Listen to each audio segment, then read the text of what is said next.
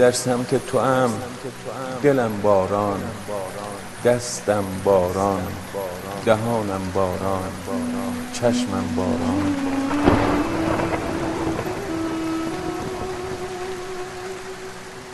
روزم را با بندگی تو پاگشا میکنم. هر اذانی که میوزد پنجره ها باز میشوند، یاد تو کوران میکند. هر اسم تو را که صدا میزنم، ماه در دهانم هزار تکه میشود. کاش من همه بودم با همه دهانها تو را صدا میزدم. کفش های ماه را به پا کردم، دوباره عازم توام.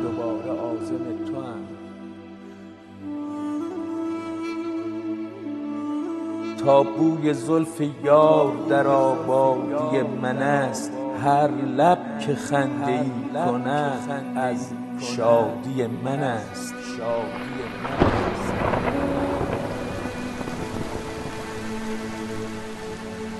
زندگی با توست، زندگی همین حالاست. بسم الله الرحمن الرحیم. اللهم صل علی محمد و آل محمد و عجل فرجهم. من بی تو دمی قرار نتوانم کرد، احسان تو را شمار نتوانم کرد. گر بر تن من زبان شود هر مویی، یک شکر تو از هزار نتوانم کرد. الحمدلله رب العالمین. سلام میکنم به همه عزیزانم، خانم ها و آقایان.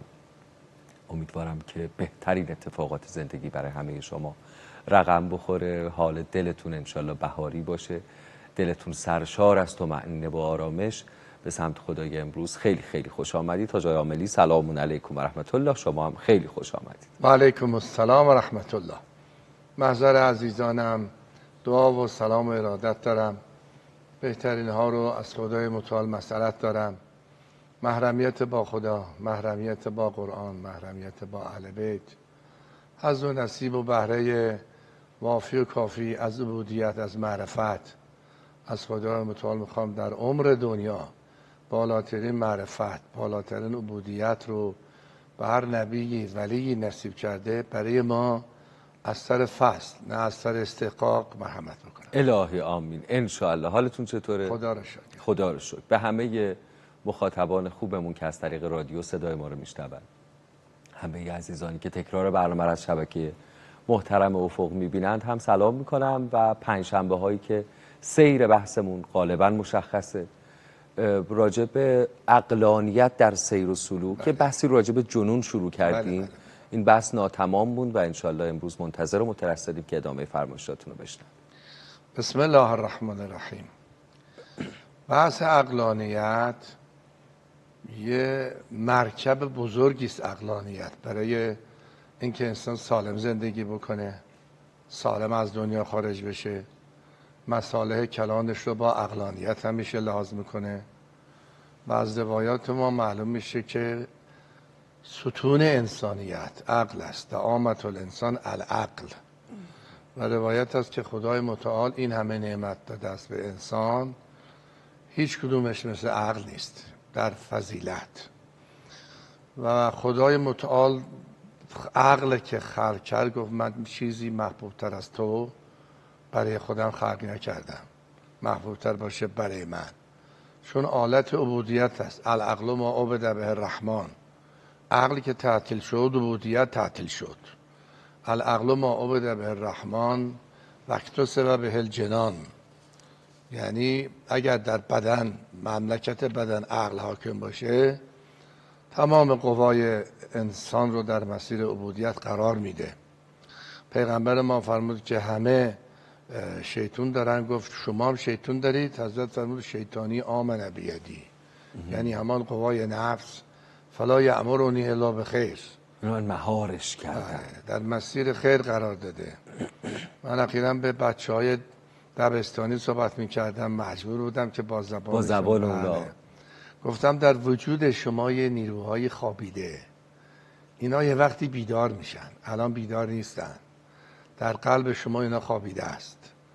اینا که بیدار شدن، اگه درست مهار بشن شما رو به مسیر خیر میبرن.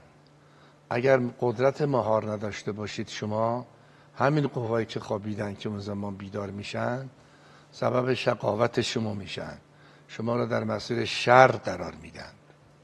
حالا در این خصوص ما وارد شدیم به یک آیه ای که خدای متعال خیلی تکان دهنده است. ام تحسبهم ان اکثرهم یسمعون او یعقلون.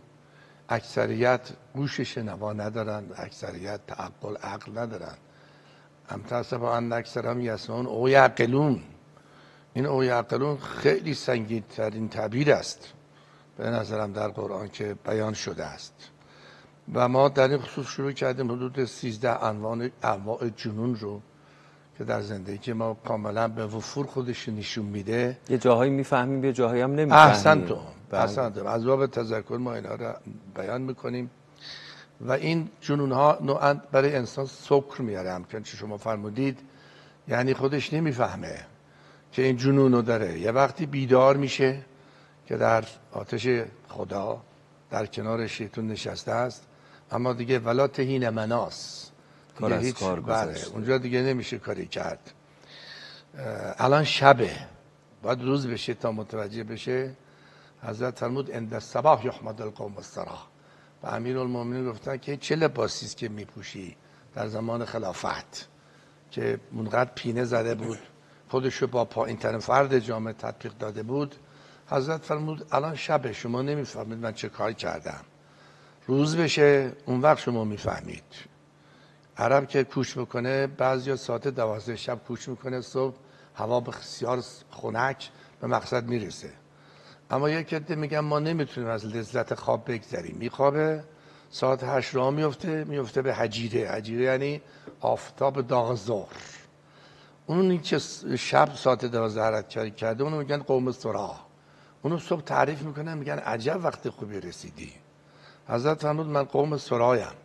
صبح میفهمید که من چیکار کردم. الان خیلیا میگن ها خیلی خوشگلیم، اما هر کسی را دعوی حسن و نمک، سنگ مرگ آمد نمک ها را محک.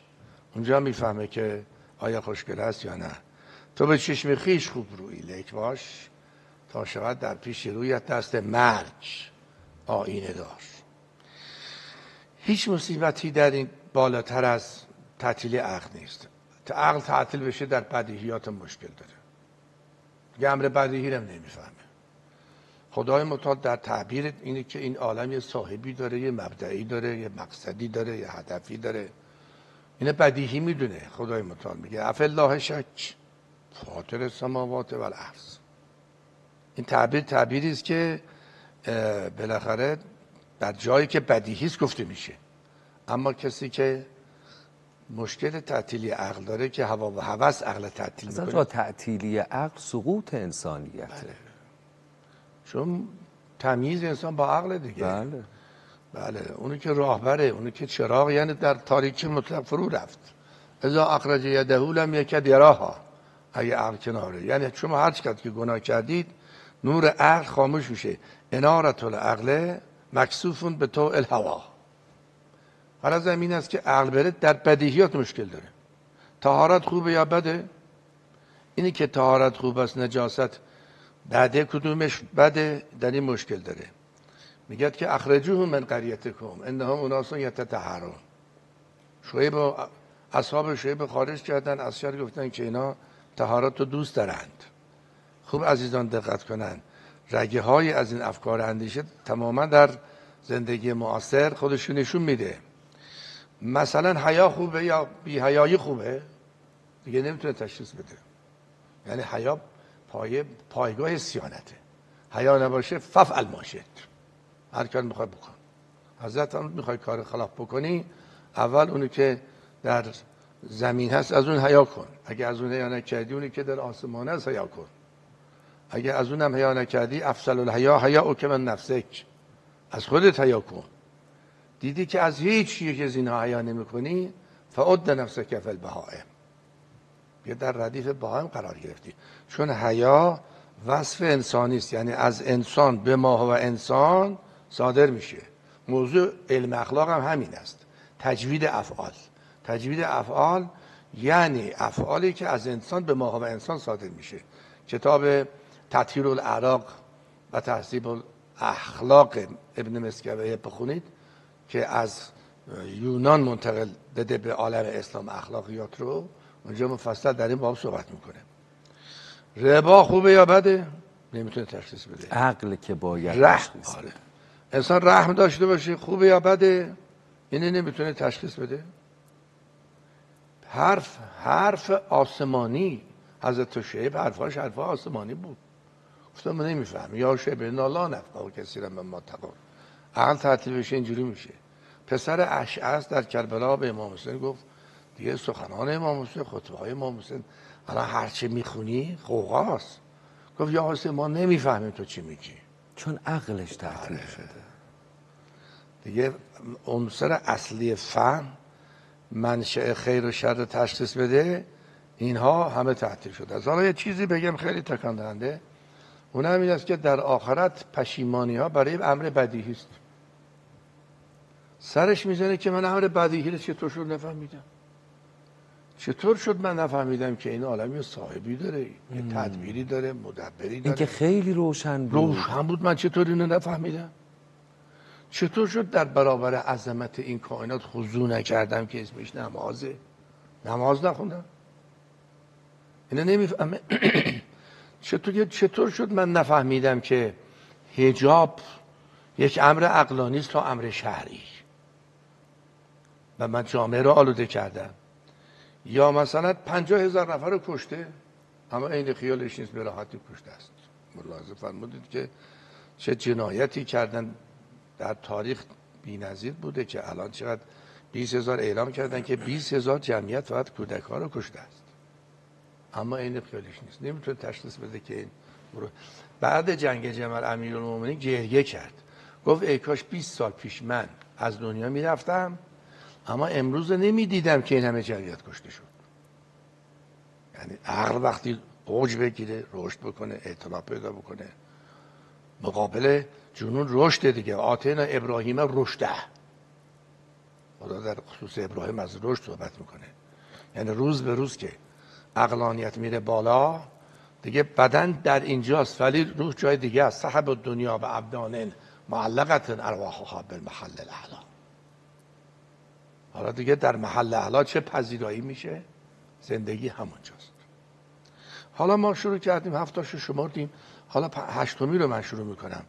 انواع جنون رو، این که رضایت مردم رو بر رضایت خدا مقدم بکنه، اینی که تحسین مردم رو بر تحسین خدا مقدم بکنه، اینی که قضاوت مردم رو بر قضاوت خدا مقدم بکنه، که لباس هم اینجوری باشه، قضاوت تحسین باشه. حالا مردم چی میگن؟ مردم چی میگن؟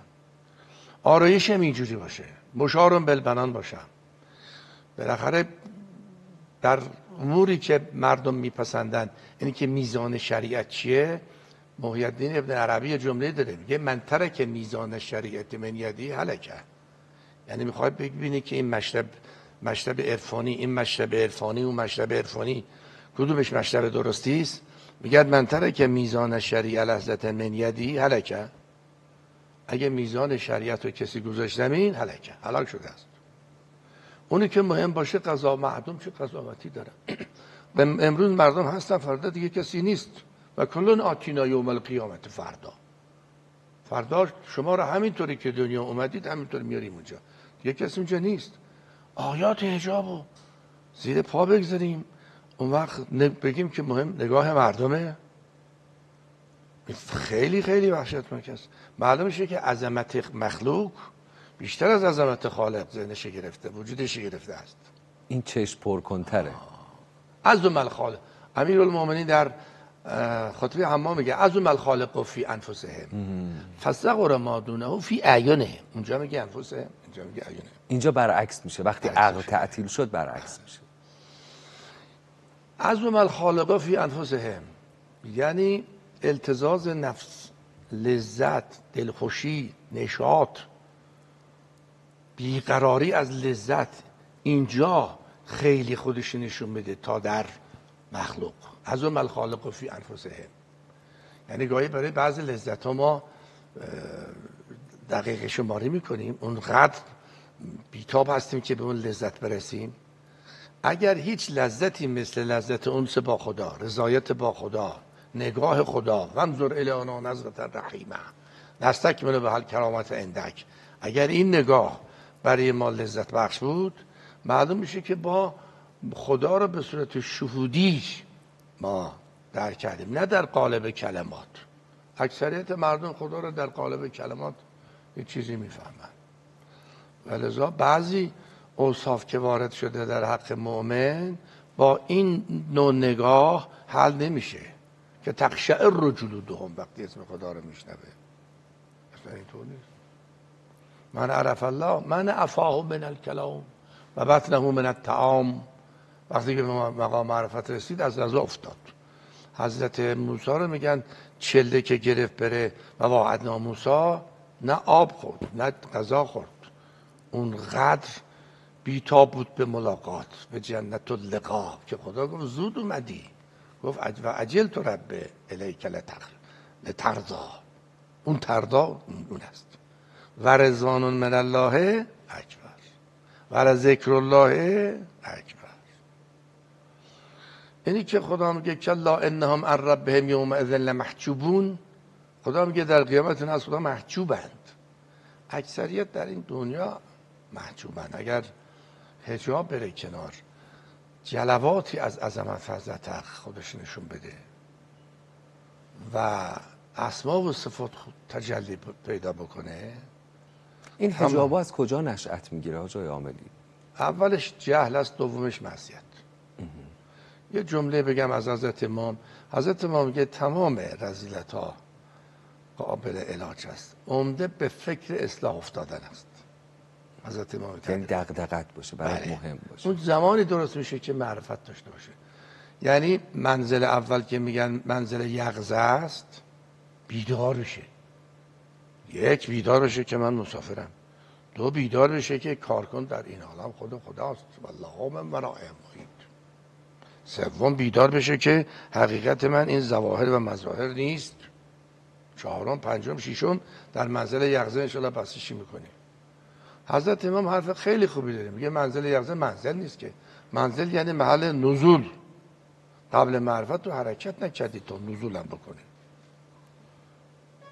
خیلی تعبیر خوبی است. بله. ولذا اون محجوبیت اولش عبارت از جهالت، جهل. وقتی که در این عالم خیال میکند که هرچی است همین ظواهر است، ان هی الا حیاتنا الدنیا، و منتقل نشده است که این صاحب کائنات از باب پذیرایی این خلقت عظیم رو درست کرده برای ما و عنایتی که داره برای بشر که از خاک جدایش بکند و در بساط انس خودش قرار بدهد. چیست دین برخواستن از روی خاک تا که آگه گردد از جان پاک، تا الی آخر که اوصاف خدا، اسماء خدا رو دونه دونه که توش غور میشه. حیرت حیرت حیرت حیرت. از این حیرت ها اونقدر لذت میبره، میگه اللهم زدنی فیک تحیرا. خدا این حیرت بیشترش کن برای من. وقت میه مرحله عمل، اون کمال قوه نظریه میشه یقین، کمال قوه عملیه میشه تقوا. یعنی کف نفسی داشته باشه که شهوت این ور نکشه اون ور نکشه. میگن که مولانا نصرالدین میگن وارد شهر شد، الاغش این پوست خربزه اینجا، پوست همدانی رو اینجا هم بشینه، اینم نمیتونست حریفش بشه که مسیر طی بکنه. گفتن کجا میری؟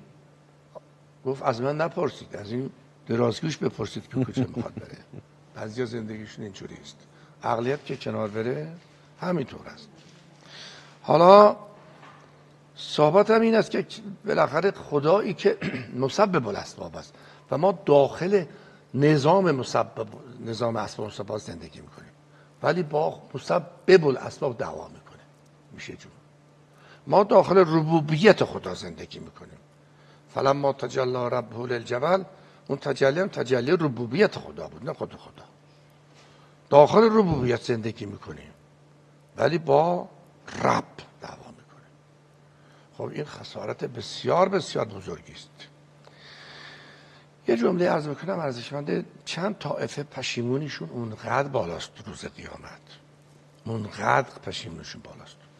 یه پشیمانشون این است که یعنی این پشیمانی وقتی که خسارت بالاست دیگه به رو نمیره به ساده نمیره جهنم، به رو میره جهنم، که خدای متعال گفت در بعضی دعاها میخونه الا من خرهی میره جهنم، الا وجوههم میره جهنم. چرا؟ چون این خسارتش خسارت ساده نیست. خدا هم صحبت کرده که الذین یحشرون الی وجوههم الی جهنم اولئک شر مکانا و اضل سبیلا. الذین یحشرون علی وجوههم، خدا میگه بعضی به صورت عادی نمیرن جهنم، یعنی خسارت اونقدر بالاست. الذین یحشرون علی وجوههم الی جهنم، این الی جهنم گفت، نه فی جهنم، الی جهنم، یعنی کشونده میشه به رو الی تا برسه به جهنم، که همان عبارت است از اونی که در آیه دیگری گفته است که یسحبون فی النار. یه طائفه که واقعا وحشتناکه پشیمونیش خسارتش، یهو متوجه میشه که به خاطر یومن او بعض یومن ابدیتش خراب کرد.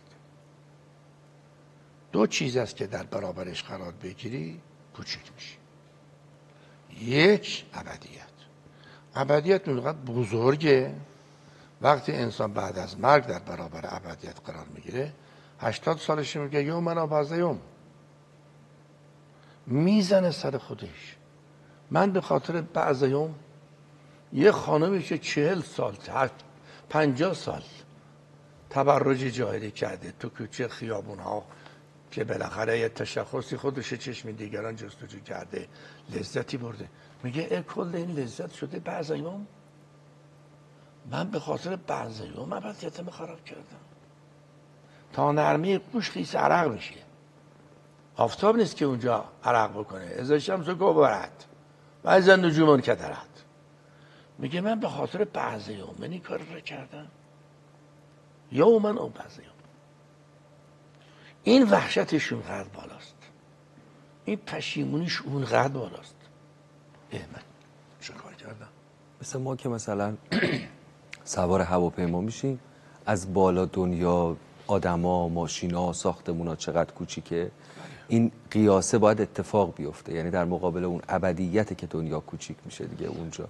و خوشبال اونایی که اینجا اینو میفهمن. یعنی بله. آیه اشتهاردی میگفت نظیر این جمله رو حضرت امام در اخلاقش میگفتن که کل کائنات رو در نظر بگیر، که طبیعت کائنات، ملحدین غیر ملحدین متدین همه معتقدن کائنات در حال وسعته، رفته رفته هی وسعت میشه و هر چقدر فاصله بیشتر میشه سرعت هم بیشتر میشه. خدا میگه انا لموسعون، یعنی در هر لحظه هزاران کهکشان داره درست میشه.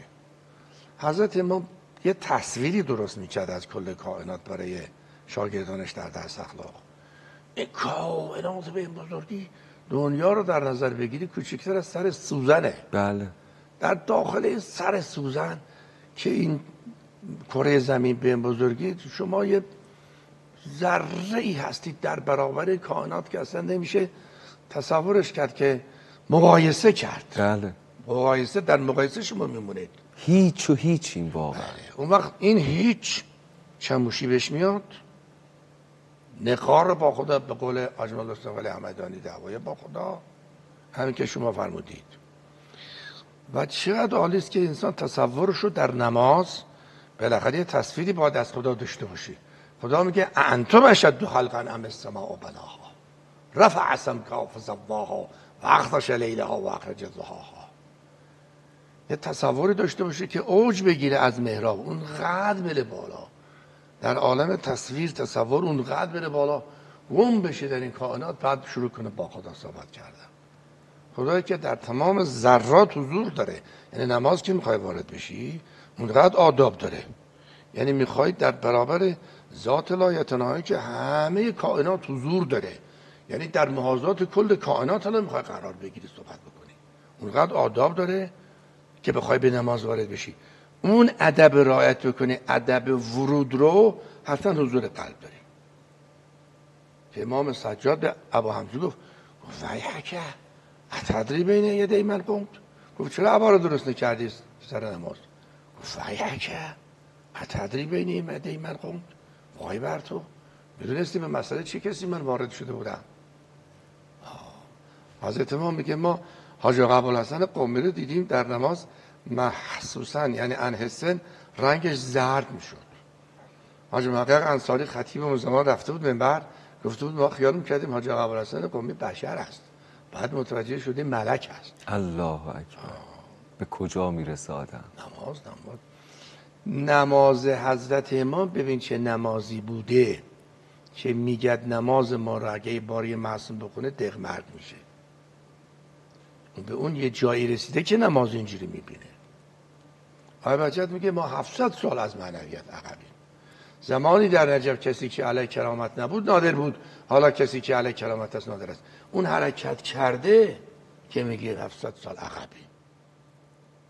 حضرت امام هم به مولوی میگه خوش به حالت که به اندرخم کوچه رسیدی، میگه 7 شهر عشق را عطار گشت، ما هنوز اندرخم کوچه. بعد میگه ما هنوز حرکت نکردیم. الله اکبر. اون رفته هر چقدر عظمت بزرگ میشه میگه من هیچم و هیچ، که در هیچ نظر فرمایی. پس دو چیز هست که در برابرش قرار بگیری کوچک میشی. یکی ابدیته، یکی ابدیته، یکی هم جمال و جلال خداست که وقتی عظمت خدا رو میبینه خودشون قد کوچیک میشه. نه این که میشه ذره، میشه دون ذره. ولذا امام سجاد به خدا میگه انا بعدو، یعنی بعد از این همه تقلا که کردم، این همه عبادت، این همه عبودیت، این همه تلاش ریاضت، انا بعدو اقل الاقلین، دید نشد، و ازل الازلین، دید نشد، بله ذره، دید نشد، اودونه ها دیگه رفت، اودونه ها دیگه ما عاجزیم تصویرشی که چقدر. یعنی این واقعا همینطور است. یعنی وقتی که معرفت پیدا بشه انسان دیگه برای خودش یه تشخصی حساب کنه که براش مقام بخواد. مقامی هم چیزی نمونده تا مقام هم داشته باشه، تشخصی نمونده تا بگد که مثلا این احترامو به من بکنن، اسم من اونجا باشه، نام من اونجا باشه، چرا من اینجا لحاظ نشدم، چرا برای من حساب باز نکرد. استغفرالله، همه دوران طفولیته، همه نشانه دوران طفولیته. شب معراج خدا به پیغمبر گفت ولا تکن کصبی، مثل بچه ها نباش. یا احمد یا احمد یا احمد. چرا میگه یا احمد؟ چرا پیغمبر ما اسمش در دنیا محمده اما شب معراج یا احمده؟ محمد یعنی اونقدر پیغمبر رو حمد میکردن، ستایش میکردن که چه پیغمبری، چه عظمتی. جن و انس و تمام ذرات خاضع بود در برابر عظمت پیغمبر ما، شد محمد. اللهم صل علی محمد. اما معراج که میرفت، عوالمی که باز میشد گفت چه خدایی، او چه خدایی، او چه عظمتی. خودش حمد میکرد. احمد معنای اسم فاعلی داره، برخلاف محمد که اسم مفعولی داره. بله. ولذا خدا که دید این همه خدا رو داره مدح میکنه، گفت یا احمد یا احمد یا احمد. ولذا اینی که پیغمبر ما بعد معراج چطور زنده بود خیلی یک عالم هست. این که اول خطبه ها شما میخونید و سمیه فی السماء احمد، بله، و فی الارضین ابوالقاسم مصطفی محمد.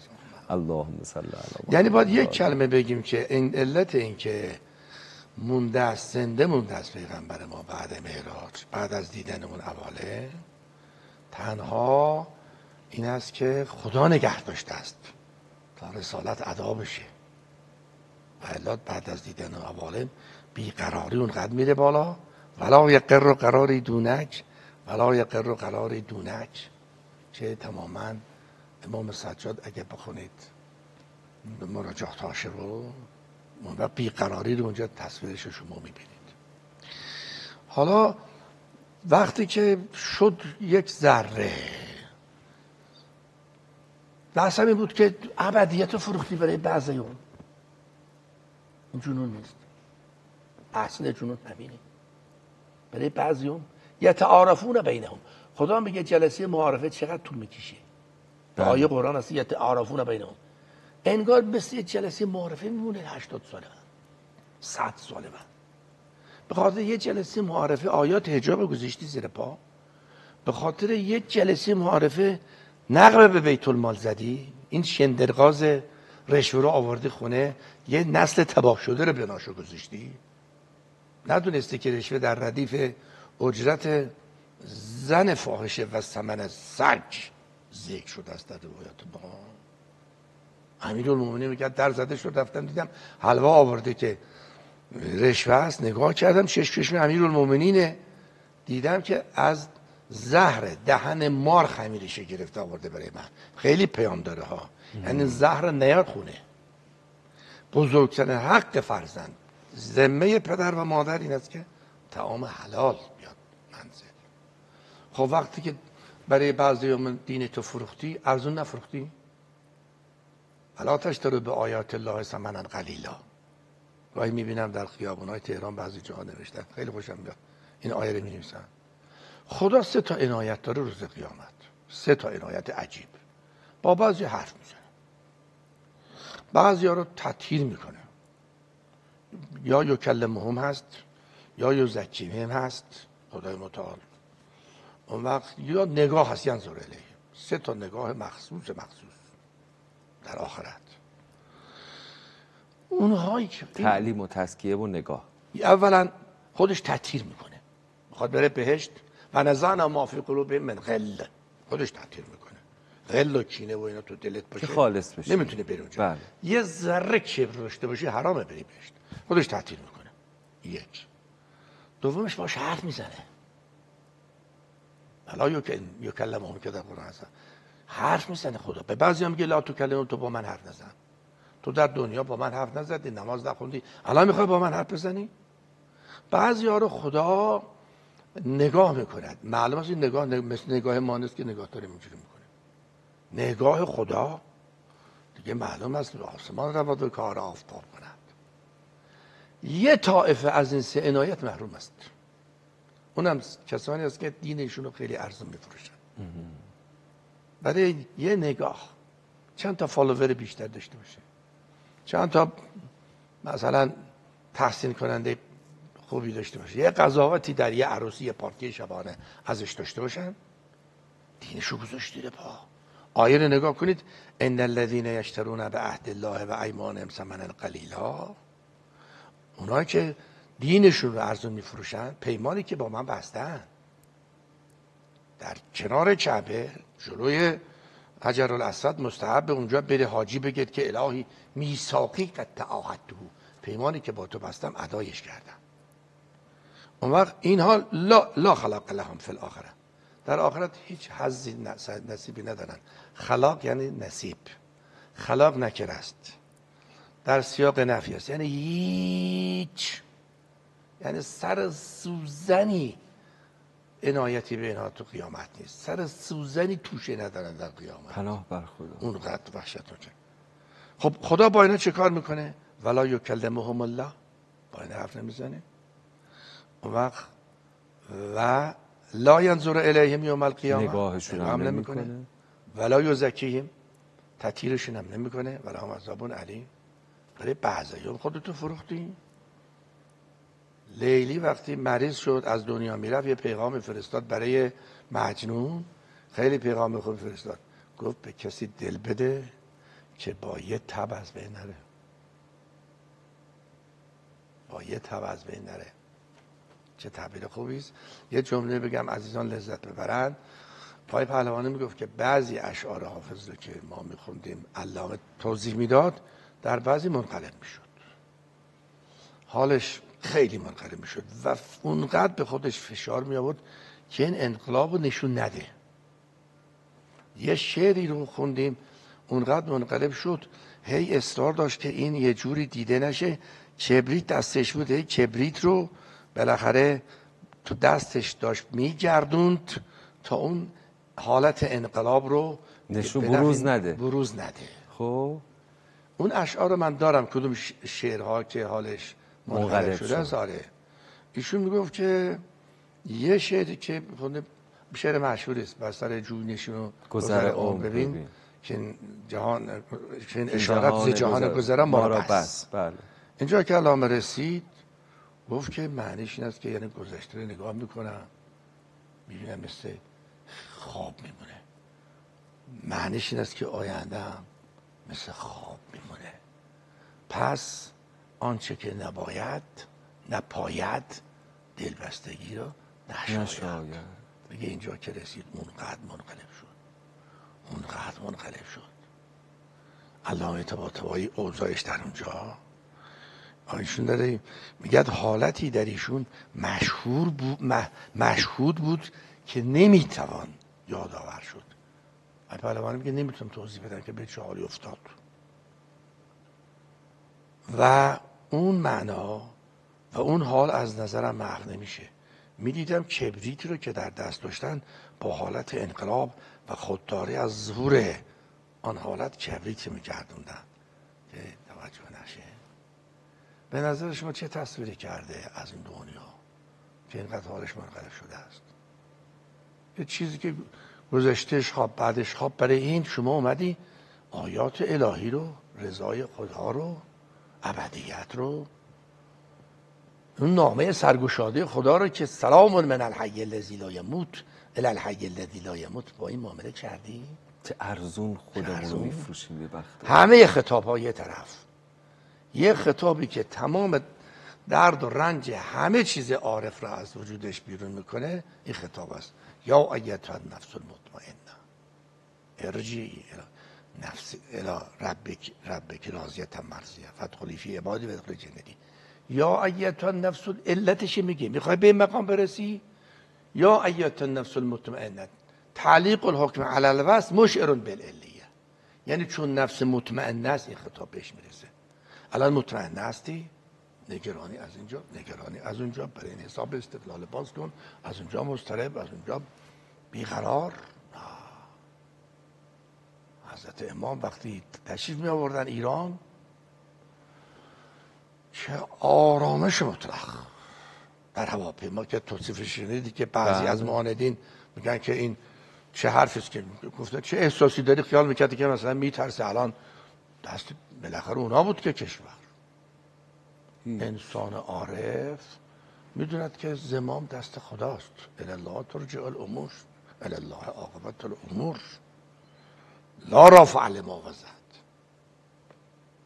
ولا واضع لما رفعت. یکی گفتم چرا اینقدر آرومی؟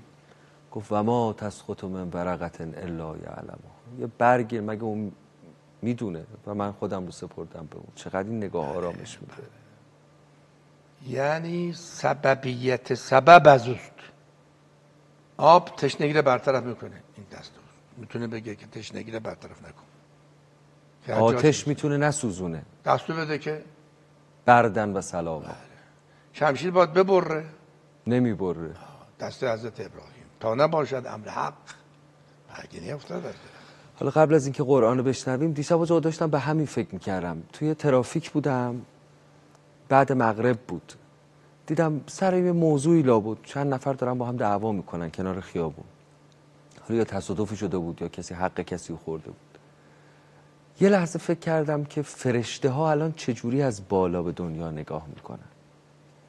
ملائکه وقتی رصد میکنن دنیای ما رو، شاید خندهشون بگیره که اینا سر چی دارن تو سر کله هم میزنن. الله اکبر. بعد اینو توسعهش دادم. اتفاقات سوریه، لبنان، غزه، برای چی آخه مثلا برای یک روز یا یک نصف روز این همه خون و خونریزی و کشتار و غارت و جنایت و دلیل عمده این است که نمیتونه احساس کودک رو داشته باشه، نمیتونه احساس زنی که بچهش از دست داده داشته باشه، نمیتونه احساس یه پدری داشته باشه که تمام خانواده رو از دست داده است. دیروز من نگاه میکردم، یکی از شبکه‌ها نشون میداد که تمام اعضای خانواده شهید شده. یه دختر مثلا 10 ساله یا 12 ساله، تمام بچه ها رو باید دیگه خودش نگه داره. نه پدر مونده نه مادر. اون کوچولوها که گریه میکردن، این به نحوی میخواست که اونها رو دلداری بده تا مغز استخوان انسان میسوزه که این دنیا چه ارزشی داره که بیایم این کارها رو ما انجام بدیم.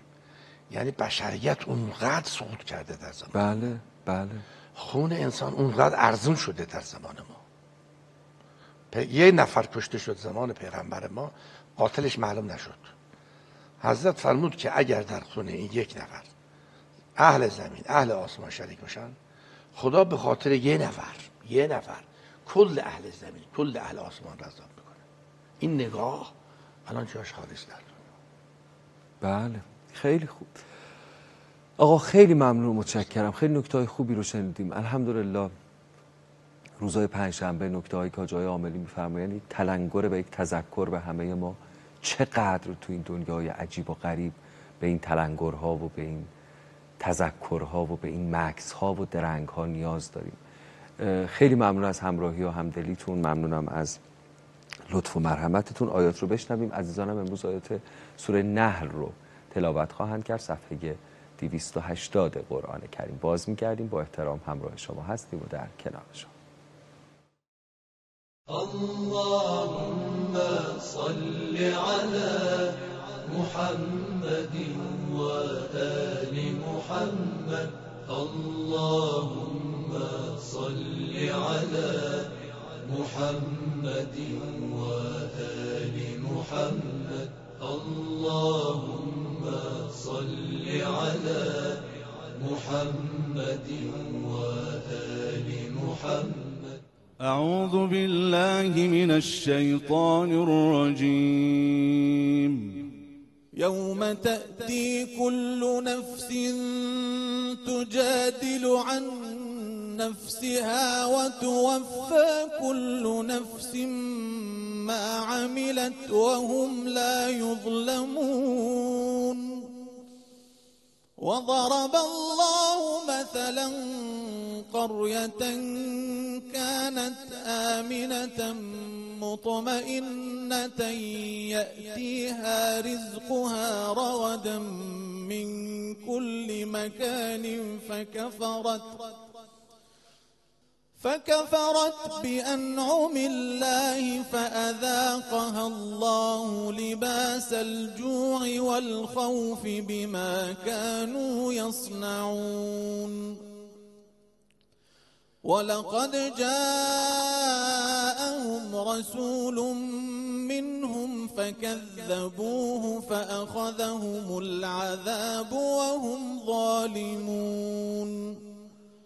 فكلوا مما رزقكم الله حلالا طيبا واشكروا نعمة الله إن كنتم إياه تعبدون.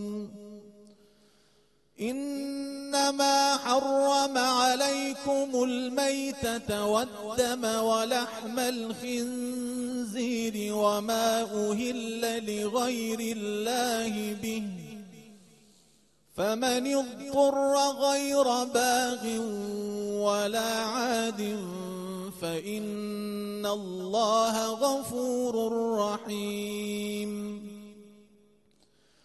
ولا تقولوا لما تصف ألسنتكم الكذب هذا حلال وهذا حرام لتفتروا على الله الكذب.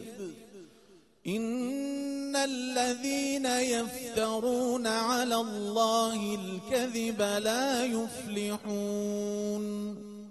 متاع قليل ولهم عذاب أليم.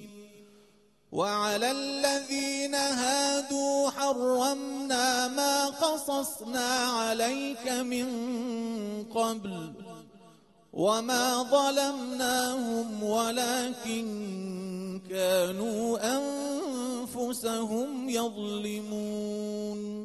اللهم صل على محمد وآل محمد.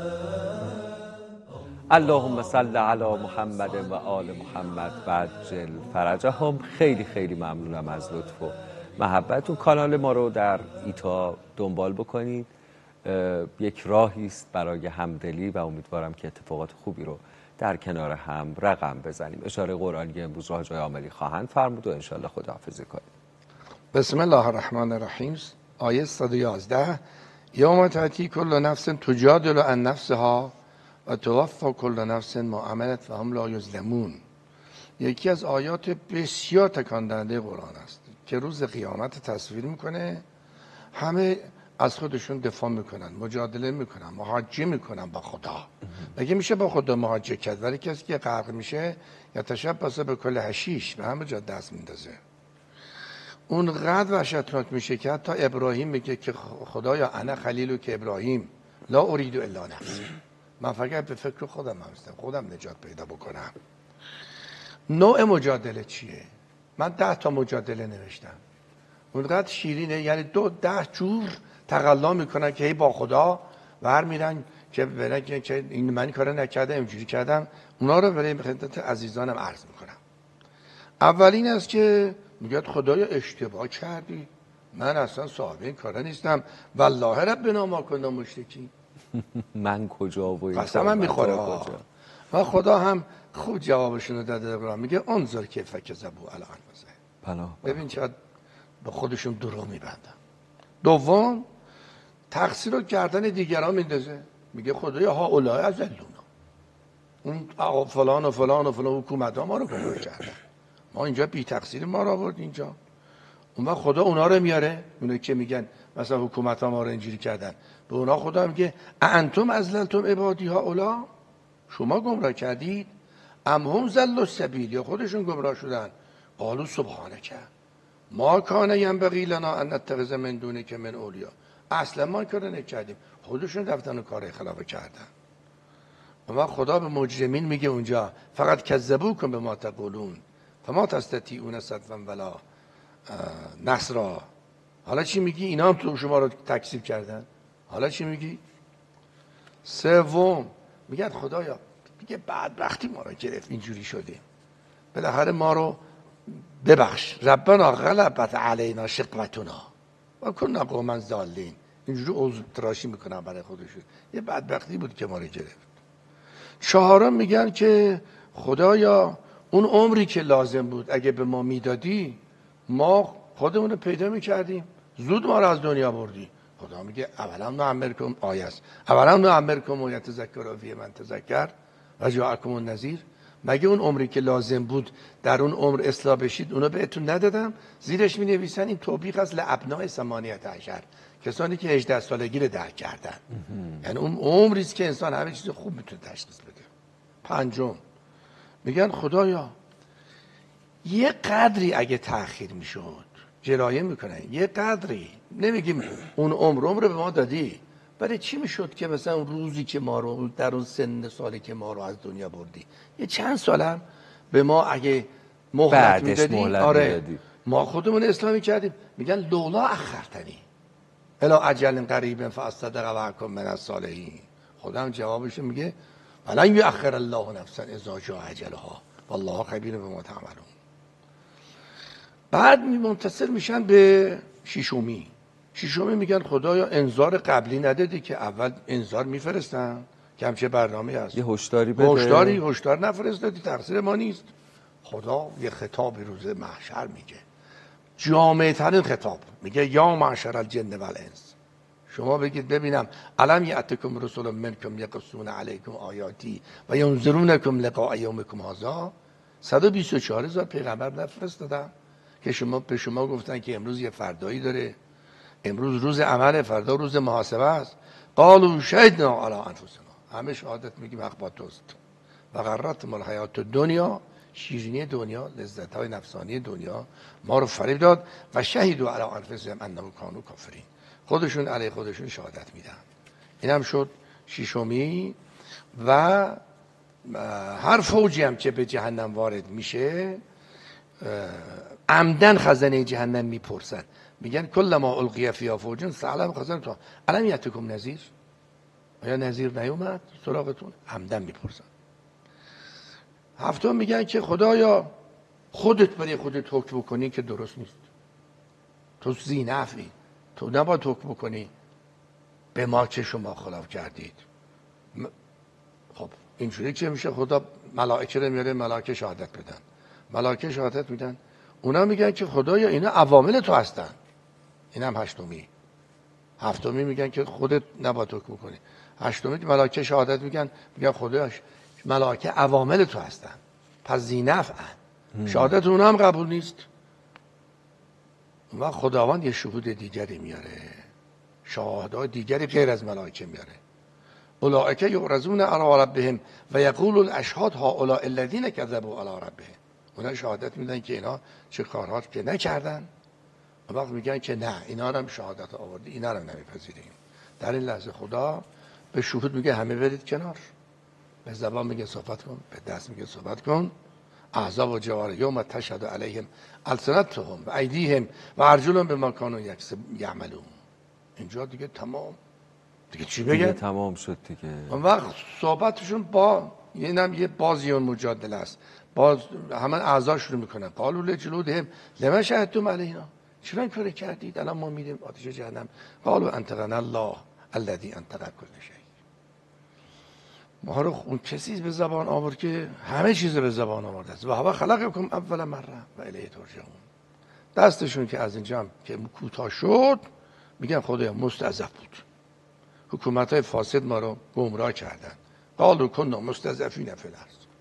خودت فرمودی که اونا که مستضعف هستن اولئک عسى الله ان یعفو عنهم و کان الله غفورا رحیم. خودت گفتی به مستضعفین رحم میکنم، ما مستضعف بودیم.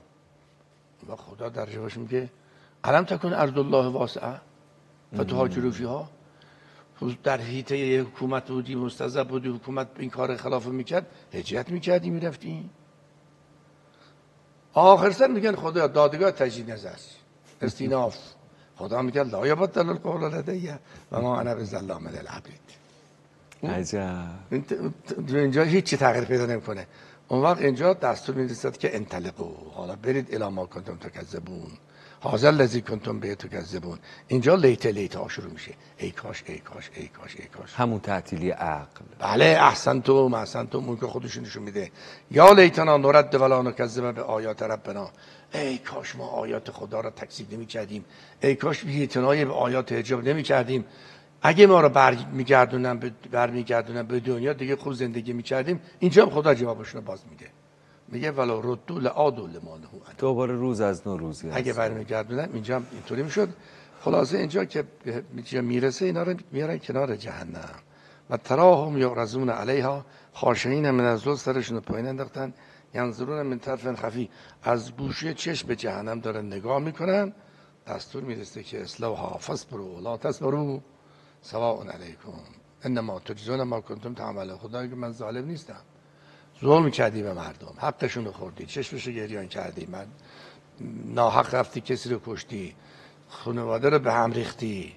اینها نتیجهشه که اینجا 40 سال ناله میکنن برای خدا که خدای ما رحم کن. بعد 40 سال ندا میاد که ولا اخسئوا فیها ولا تکلمون، با من حرف نزنید. اونجا میگن یه جمله گفتن، خدا اون جمله رو آورده قرآن، اونقدر جمله مهم بوده. میگن سواء علینا اجزعنا ام صبرنا ما لنا من محیص. خدا کنه به اینجا ماها نرسیم. یا ارحم الراحمین. ان شاء الله. دعا بفرمایید و خداحافظی کنید. هر کس پیغمبر ما فرمود هر کس 10 بار بگد که سبحان الله و 10 بار بگه الحمدلله و 10 بار بگه الله اکبر، اون وقت دعا بکنه بگد خدایا منو جزو اینها قرار نده که شما فرمودید. اون وقت خدا میگه عجب تو یعنی اجابت کردم. عجب تو. وقتی 10 بار بگن بگوین چقدر آسون گرفته. 10 تا سبحان الله بگیم، 10 تا الحمدلله، 10 تا هم بگید که الله اکبر. 10 به حق این اذکار ما رو جزء مثلا بله بعد این هر حاجتی داری از خدا که بخوای. خیلی که شما این دعا رو فرمودید، بهترین هم فرمودید. بله. که خدایا ما رو آخر عاقبت ما رو اینجوری قرار نده، اینجا نرسیم. خدا میگه عجب تو. خیلی هم خوب اجابت کرد. آقا خیلی از شما ممنون و متشکرم، سپاسگزارم، خیلی ممنون از لطف و مرحمت شما. اما یجیب المضطر اذا دعاه و یکشف السوء. گفت گرچه این شهر شلوغ است ولی آنقدر جای تو خالی است صدا میپیچد. ما چشم به راه آمدنتون هستیم و حالا برای سلامتتون دعا میکنیم. آقای مهربان عالم. در پناه خدا باشید تا سلامی دوباره و دیداری دوباره. خیلی ممنون، متشکرم از شما جای كل وليك الحجة ابن الحسن صلواتك